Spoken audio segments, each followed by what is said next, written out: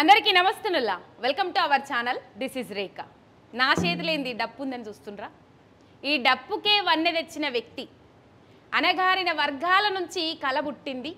ఆ కళకే వన్నె తెచ్చిన వ్యక్తి ఇలా మన మధ్యలో మన ముంగట కూర్చున్నాడు.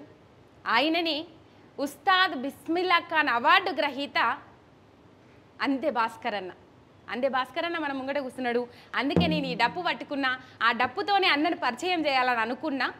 ఈ డప్పు కళకు గుర్తింపు కోసం ఎన్నో ఏండ్ల కొద్ది ఎదురు చూస్తూ ఉన్నారు.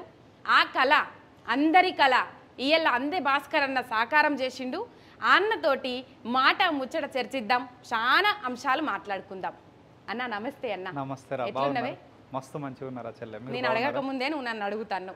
నేను మంచిగున్నా, నువ్వు మంచిగుండాలని మనస్ఫూర్తిగా కోరుకుంటున్నా. థ్యాంక్ యూ రా, చాలా ధన్యవాదాలు. ఈ డప్పు ఇవాళ నీకు ఒక గుర్తింపు తెచ్చిపెట్టింది. అవును, ఆ డప్పు ఇలా నీ చేతులు ఉన్నది. ఆ డప్పుకు గాను నువ్వు వాయించిన దానికి గాను ఇవాళ నేషనల్ అవార్డు నేను వరించింది. అదే ఉస్తాద్ బిస్మిల్లా ఖాన్ అవార్డు. అవును, ఎన్నో గొప్ప గొప్ప త్యాగాలు చేస్తే కానీ ఈ అవార్డు ఇలా నీ చేతికి రాలే. అవును. ఎట్లా అనిపిస్తుంది అన్న? చాలా గర్వంగా అనిపిస్తుంది. అంటే రెండు, అంటే మన తెలుగు పరిభాషలో చెప్పాలంటే మిత్ర వైరుధ్యం శత్రు వైరుధ్యం అన్నట్టుగా, ఒకవైపు ఏమో సంతోషం అవార్డు వచ్చిన తర్వాత, ఒకవైపు ఏమో గతమంతా దుఃఖం. అంటే ఈ రెండిట్ల మధ్యలో జీవనం సాగింది అన్నట్టుగా. కానీ ఏదేమైనప్పటికీ కూడా కష్టాలు అనేటివి ఎప్పుడు ఉండవు, సంతోషాలు అనేటివి ఎప్పుడు ఉండవు. రెండింటిని సమూజ్జిగా మనం స్వీకరిస్తేనే సక్సెస్ అవుతాం అనేది ఒక అర్థం అయితే అయింది జీవితానికి. అట్లరా, ఒక రాయి ఉలిదెబ్బలు కోల్చుకుంటేనే శిల్పం అవుతుంది, అంతే. ఆ రోజు ఈ రోజు మీరు ఇవాళ అన్ని ఉలిదెబ్బలు భరించిండ్రు కాబట్టి ఇవాళ ఒక శిల్పం లెక్క ఇక్కడ కూర్చున్నారు. అవును, అంతేనా? అంతే. శిల్పాలకి ఇచ్చిన వాల్యూ ఇది ఇప్పుడు చాలా బరువు ఉందన్న. ఎట్లా వేసుకొని కొడతారు అసలు? అది ఇంకా ఇట్లా పట్టుకుంటేనే బరువు అనిపిస్తుంది. అవును, రోజంతా వాయించిన సందర్భాలు కూడా ఉంటాయి కదా మీరందరూ? మస్తుగా ఉన్నాయి. అది ఇంకా జస్ట్ 2 కిలోలు ఉంటుంది, ఇది 5.5 కిలోలు. నువ్వు పట్టుకున్నది? నేను పట్టుకున్న డప్పు. ఇది దేంతో చేసిండ్రు? అది అంటే డప్పుకు 2 పద్ధతులు ఉంటాయి రా తయారు చేయడానికి. అంటే మేకతోలుతోటి చేయొచ్చు, బర్రెతోలు అంటే దుడ్డేది, బర్రె పిల్లది దుడ్డేది. ఆంధ్ర, ఖమ్మం, నల్గొండ వాళ్ళు దూడ అంటారు. ఆ దూడ తోలుతోటి కూడా చేయొచ్చు, 2 తోళ్ళతో చేయొచ్చు. కానీ దూడతోలు అంటే దుడ్డె తోలుతోటి చేసిందే చాలా పక్కడబందీగా వస్తుంది, శబ్దం మంచిగా వస్తుంది, వినడానికి వినసొంపుగా ఉంటుంది. మేకది కూడా అట్లనే వస్తుంది కానీ జర తక్కువ వస్తుంది. ఇది ఒక్కసారి కుదురుకుందనుకో 10 డప్పుల పెట్టు ఒక డప్పుతోటి వాయించవచ్చు. ఎండలో పెడితే ఇంకెక్కువ, ఎండలో పెడితే ఎక్కువ వేడికి అదవుతుంది. ప్లస్ కాపి మంట పెట్టి కాపినా కానీ చాలా గట్టిగా మంచి శబ్దం వస్తుంది. కాపితే ఖరాబ్ కాదా తోలు? కాదు, టెక్నిక్ ఉంటుంది.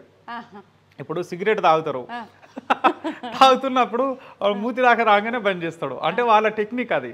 ఇది కూడా అంతే, కాపేటప్పుడు చాలా టెక్నిక్ ఉంటుంది. ఇప్పుడు డప్పు తోలు డప్పుకు ప్లాస్టిక్ డప్పుకు తేడా ఏందన్న? అంటే తోలు అనేది శబ్దానికి చాలా మంచిది, వినడానికి వినసొంపుగా ఉంటుంది.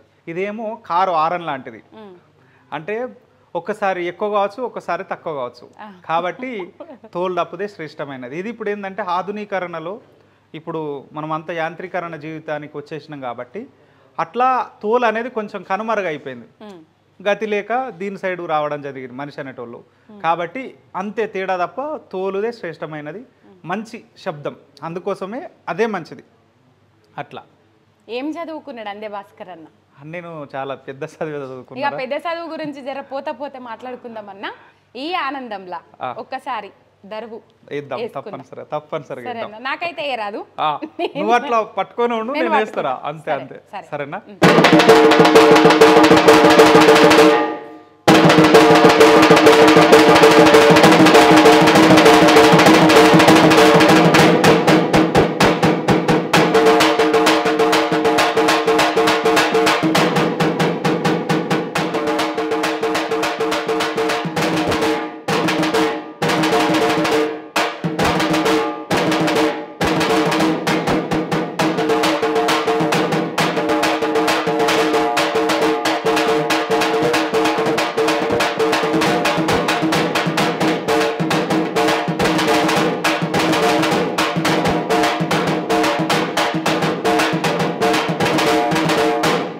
ఆనందం.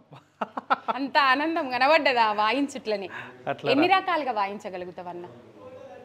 నేను 100 రకాలుగా వాయించగలుగుతాను. 100 రకాలుగా డప్పును వాయిస్తా.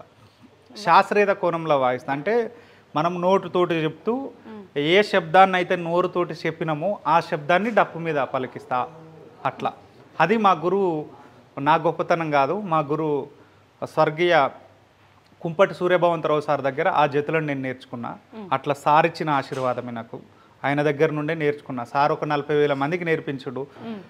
ఎవరెవరు ఎట్లా పట్టుకున్నారో తెలియదు కానీ ఆయన వారసత్వాన్ని మాత్రం నేను కొనసాగిస్తున్నా. ఆయన దీవెనలు నాకు ఎల్లప్పుడూ ఉంటాయి కూడా. మీ సొంత ఊరు ఎక్కడన్నా?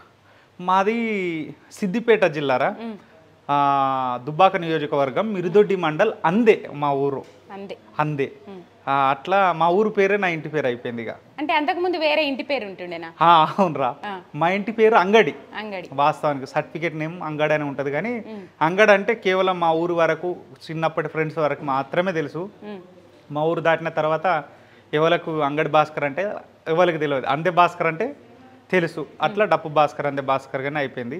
అట్లా మాది మిరుదొడ్డి మండల్, అందే. చిన్నప్పటి నుండి 7వ తరగతి వరకు మా ఊళ్ళోనే ఉన్నా, మా ఊళ్ళోనే చదువుకున్నా. తర్వాత కుటుంబ పరిస్థితులు కొన్ని కారణాల వల్ల మళ్ళీ హాస్టల్ వెళ్ళిన.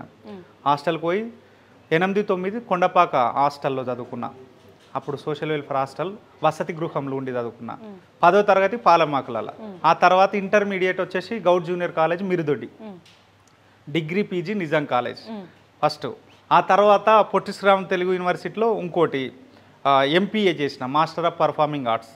తర్వాత జర్నలిజం చేసిన, ఎంఫిల్, ఇప్పుడు పిహెచ్డి. ఇట్లా ఇదంతా నా పరంపర కొనసాగింది. ఇవన్నీ చదువులు చదివిన? అవును. ఇప్పటి పోరగాళ్ళకు 2 చదువుమంటేనే బాధ అవుతుంది. నువ్వు ఇవన్నీ ఎట్లా చదివినా, ఎందుకు చదివినావు? ఇన్నిగానం ఎందుకు చదవాలనిపించింది? నాకు నేను ఎక్కువ కష్టపడి చదవడానికి రీజన్ అంబేద్కర్ సార్. అంటే దీపం వెలుగులో చదువుకొని ఎక్కడనో అమెరికాకి వెళ్ళిపోయి అక్కడ చదువుకున్నాడు కాబట్టి అంబేద్కర్ సారే మనకు ఇన్స్పైర్. కాబట్టి సార్ మార్గంలో నడవాలనుకున్నాం, ఆ మహనీయుల మార్గంలో నడవాలనుకున్నాం. కాబట్టి వాళ్ళే మనకు ఇన్స్పైర్. మహనీయులు అందరూ గొప్ప గొప్ప వాళ్ళు ఎవరున్నారు, మహాత్మా జ్యోతిరావు పూలే సార్ కావచ్చు, సావిత్రిబాయి పూలే మేడం కావచ్చు, అంబేద్కర్ సార్ కావచ్చు, ఇంకా చాలామంది రాజకీయాలలో ఉన్నటువంటి గొప్ప గొప్ప వాళ్ళు. అట్లా అదే ఇన్స్పైర్ అనిపించింది, అందుకోసమే మనం చదవాలనుకున్నాం.